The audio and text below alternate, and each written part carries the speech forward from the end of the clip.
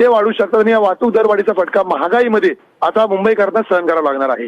मेघना, चेतन, जसं आपण सांगितलं की सर्वसामान्यांवर याचा निश्चितच परिणाम होणार आहे, मात्र गेल्या अनेक महिन्यांपासून अमेरिका, इराण आणि इस्रायलमध्ये सुरू असलेल्या युद्धाचा परिणाम कुठेतरी आता या सर्व गोष्टींवर होताना पाहायला मिळतो। चेतन, निश्चितच पंतप्रधान नरेंद्र मोदींनी याच पार्श्वभूमीवरती पेट्रोल डिझेलचा वापर कमी करण्याचं आवाहन केलं होतं।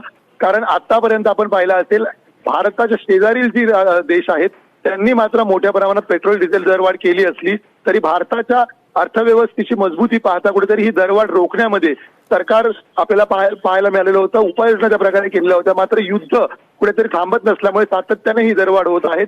प्रति लिटर बॅरलचे जे कच्च्या तेलाचे दर आहेत ते प्रचंड वाढलेले आहेत आणि त्याचमुळे आता ही दरवाढ कुठेतरी रोखण्यात केंद्र शासनाला अपयश आल्यामुळे प्रत्यक्ष आता याचा भुर्दंड आहे तो सर्वसामान्य नागरिकांना पडताना पाहायला मिळत आहे। अर्थातच पेट्रोल डिझेलची ही दरवाढ आत्ताशी सुरुवात मानली जात आहे, यामध्ये आणखी ही भविष्य काळामध्ये प्रचंड वाढ होऊ शकते अशी ही भीती कुठेतरी केंद्र शासनाकडून व्यक्त केली जात आहे।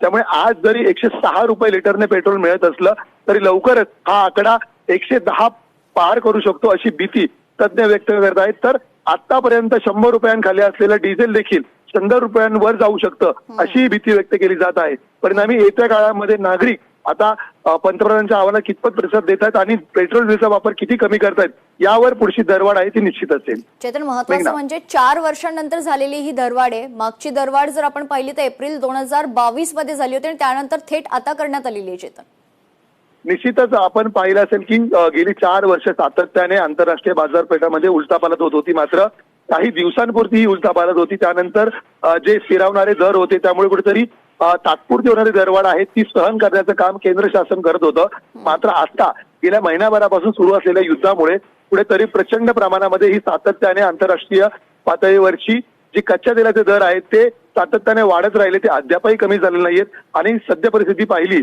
तर युद्ध विराम कुठेही लागण्याची शक्यता दिसत नाहीये। त्यामुळे आणखी भविष्यामुळे हे दर प्रचंड गगनाला भिडतील अशी भीती आता आंतरराष्ट्रीय बाजार तज्ञ व्यक्त करत आहेत आणि म्हणूनच भारतासारख्या अर्थव्यवस्थेला मजबूती असतानाही कुठेतरी आता दरवाढ करण्याची नामुष्की आहे ती केंद्र शासनावर आलेली आहे।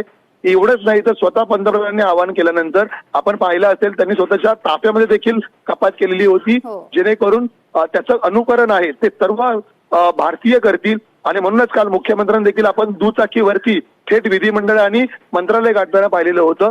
परिणामी याच पार्श्वभूमीवरती पेट्रोल डिझेलचा वापर जेवढा कमी होईल तेवढी दरवाढ रोखण्यामध्ये शासनाला यश येणार आहे, अन्यथा हा भडका आहे तो येत्या काळामध्ये प्रचंड झाल्याचं आपल्याला पाहायला मिळेल। अक्षरशः पेट्रोल आहे ते 125 ते 150 रुपयांपर्यंत पोहोचण्याची देखील भीती आता आंतरराष्ट्रीय